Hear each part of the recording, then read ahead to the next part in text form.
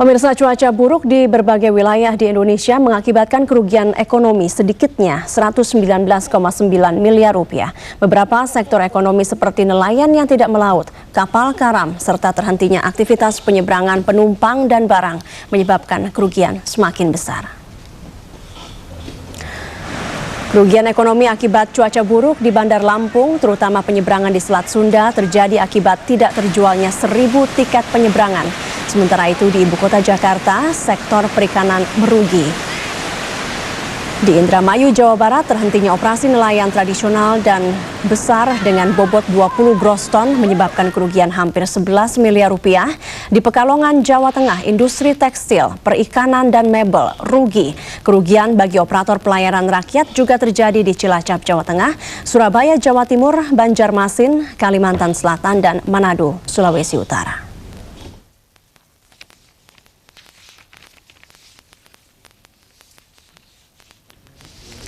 Dan pemirsa, seberapa besar dampak cuaca buruk bagi dunia pelayaran Indonesia? Kita akan membahasnya dengan Ketua Umum INSA, Untoro Surya, yang berada juga di studio saat ini bersama saya, dan juga Dirjen Perhubungan Laut Effendi Batubara yang saat ini berada di studio BEJ. Saya akan ke Pak Dirjen dulu. Pak Dirjen, selamat sore.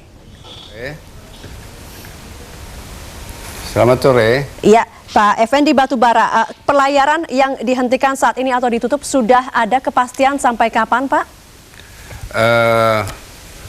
Kepastian sebenarnya agak sulit, karena tertutupnya sekarang beberapa pelabuhan tidak melakukan kegiatan untuk pelayaran, itu akibat daripada cuaca buruk yang diramalkan kita peroleh dari BMG.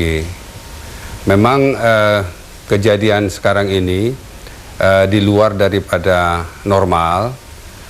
Kejadiannya angin kencang, hujan besar, ya curahnya tinggi, itu terjadi pada kurun waktu yang relatif sempit gitu.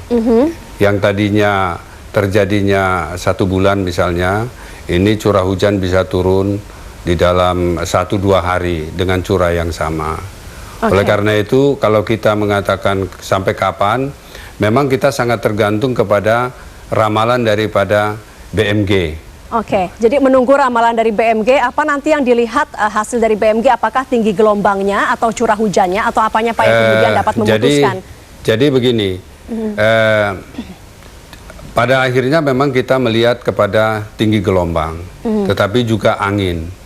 Oleh karena sebagaimana diketahui bahwa gelombang itu disebabkan oleh angin, ya. Angin yang bertiup dari satu arah dalam kurun waktu tertentu dalam suatu daerah tertentu sehingga mengenerate gelombang. Jadi makin besar angin, makin lama angin bertiup, maka makin besarlah gelombang. Oke, Pak Effendi, tapi sedikit saja saya ingin menanyakan kembali. Kalau prediksi dari BMG, 1, 2, 3 hari ke depan masih akan ditutup atau tidak?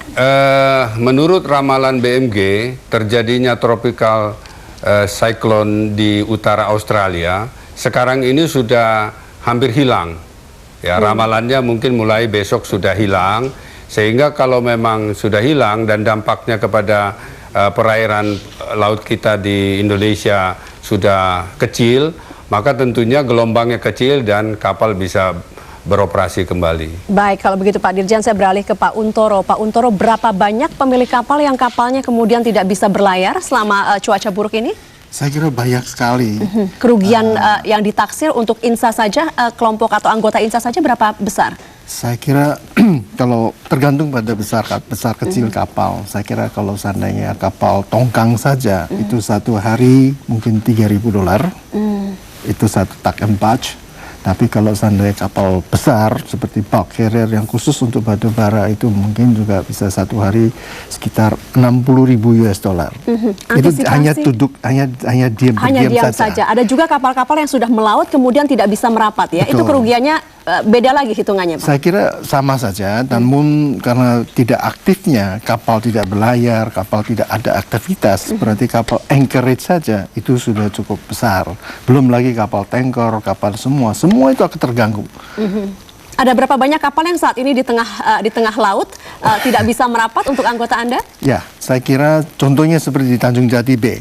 Tanjung Jati B itu ada 2 buah kapal Panamax yang tidak bisa sandar. Yang satu sejak tanggal 11, yang satu lagi sejak tanggal 19 tidak bisa. Total muatannya 66.000 ton, yang mana harus sebagai pasok pembangkit tidak bisa sandar. Juga tadi juga dengar dari Cilacap juga pada. Dan ini memang amannya tetap di laut, tidak merapat sama sekali walaupun nanti disediakan kapal pembantu. Betul. Apapun itu memang lebih aman di laut untuk Betul. saat ini. Karena gini seperti tadi disampaikan Pak Dirjen, itu kalau kapal seandainya sandar dengan ombak besar itu bisa menjadi kecelakaan nanti. Jadi akan berbenturan lambung kapal dengan dermaga. Nah itu sangat-sangat membahayakan sekali kalau kebocoran, apalagi nanti bencana akan lebih besar. Oleh karena itu lebih baik kapal lebih ke tengah. Untuk mengurangi potensi kerugian yang saat ini sudah mencapai ratusan miliar, apa yang dilakukan? Saya kira begini, karena ini cuaca jelek, saya kira tidak bisa kita klaim, hanya menyatakan ini adalah force majeure.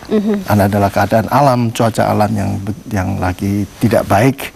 Ya kita bisa klaim, dan juga bagaimana menanggulangi, saya kira tidak mungkin jadi kita melawan saja, dengan alam. Ya, terima saja. Gitu. Baik Pak Untoro, saya ingin dari pihak pemerintah, Pak Dirjen, dari Anda apakah ada masukan bagaimana kemudian untuk mengurangi potensi ini, atau ada yang dilakukan pemerintah agar mereka yang bergerak di bidang pelayaran kerugiannya dapat diminimalisir sedikit? Jadi begini, mengenai cuaca buruk ini kan terkait dengan keselamatan. Ya. Oleh karena itu saya ingin menyampaikan bahwa keselamatan itu adalah tanggung jawab kita semua, ya, pemerintah, kemudian stakeholder, pemilik kapal, nakoda, bahkan kepada pemakai jasa. Oleh karena itu antisipasi kami adalah untuk menekan, jangan sampai terjadi kerugian yang lebih besar. Misalkan jangan sampai terjadi kecelakaan kapal di laut akibat cuaca buruk, supaya tidak terjadi lagi tambahan kerugian misalnya kapal besar, kapal tenggelam, muatan tenggelam, kemudian jiwa hilang gitu ya. Baik kalau begitu Pak Dirjen, terima kasih sudah bergabung bersama kami, Bapak Effendi Batubara, juga Bapak Untoro Suryo, terima kasih sudah bergabung bersama kami. Terima kasih sama-sama.